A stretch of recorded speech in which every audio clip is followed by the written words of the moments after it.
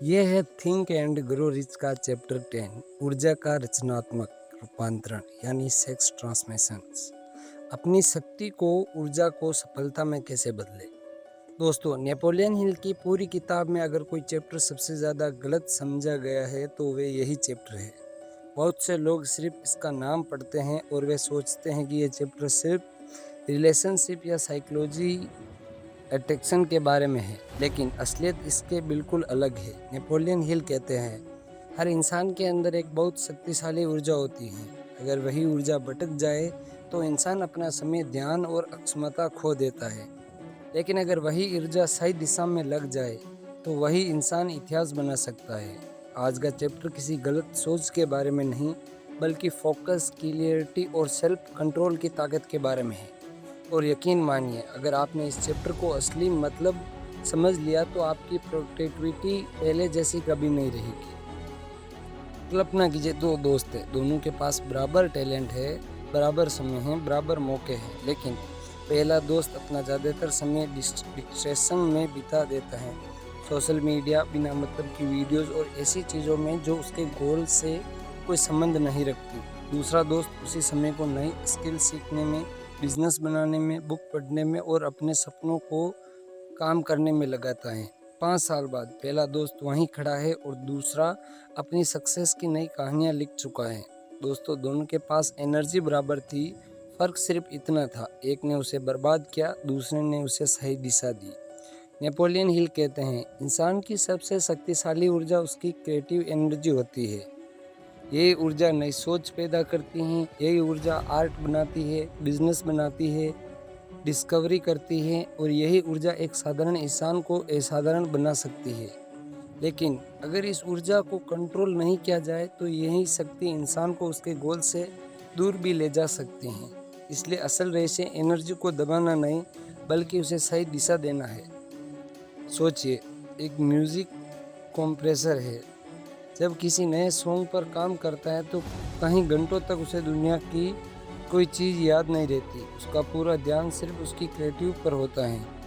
एक साइंटिस्ट कोई नई खोज करते समय घंटों लैब में लगा रहता है। एक एंटरप्रेन्योर रात रात अपने आइडियो पर काम करता है। उसके अंदर भी वही एनर्जी होती है, लेकिन उन्होंने उसे क्रिएशन में बदल दिया।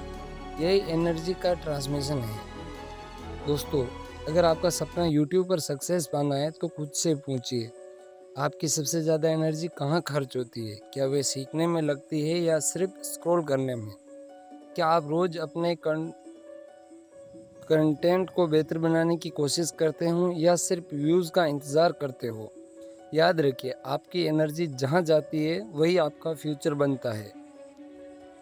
फोकस की असली सुपर पावर है। आज की दुनिया में सबसे बड़ी प्रॉब्लम नॉलेज की नहीं, डिस्ट्रैक्शन की है।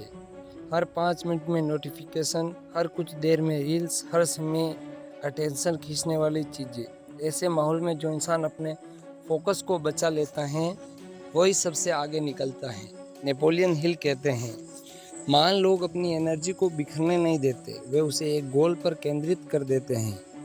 इस चैप्टर की सबसे बड़ी सीख है दोस्तों, आपकी सबसे कीमती संपत्ति आपका टाइम नहीं है, आपका सबसे कीमती संपत्ति आपकी एनर्जी है।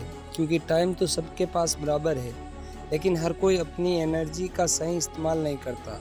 अगर आप अपनी एनर्जी को लर्निंग, हेल्थ, बिजनेस, स्किल्स और ड्रीम्स पर लगाएंगे तो आपकी ग्रोथ को कोई नहीं रोक सकता। नेपोलियन हिल हमें ये नहीं सिखाते कि अपनी ऊर्जा को ख़त्म कर दे, वे सिखाते हैं उसे सही दिशा दो। याद रखिए, एक नदी जब चारों तरफ फैल जाती है तो उसका प्रभाव कम हो जाता है, लेकिन उसी नदी पर बांध बनाया जाए तो वही पानी बिजली बनाता है। ठीक वैसे ही जब आपकी ऊर्जा बिखरती है तो परिणाम छोटे होते हैं, और जब वही ऊर्जा फोकस बन जाती है तो असंभव भी संभव होने लगता है। इसलिए आज से फैसला कीजिए, आप अपनी ऊर्जा को बर्बाद नहीं करेंगे, बल्कि उसे अपने सपनों को पूरा करने में लगाएंगे। अगर आज के चैप्टर ने आपको एनर्जी और फोकस का असली ताकत समझी हो तो वीडियो को लाइक ज़रूर करें और चैनल बुक बूस्ट को सब्सक्राइब कर लीजिए, क्योंकि अगले चैप्टर में हम सीखेंगे अवचेतन मन यानी सबकॉन्शियस माइंड, कैसे आपका दिमाग चुपचाप आपकी आदतें, फैसलों और भविष्य को प्रभावित करता है।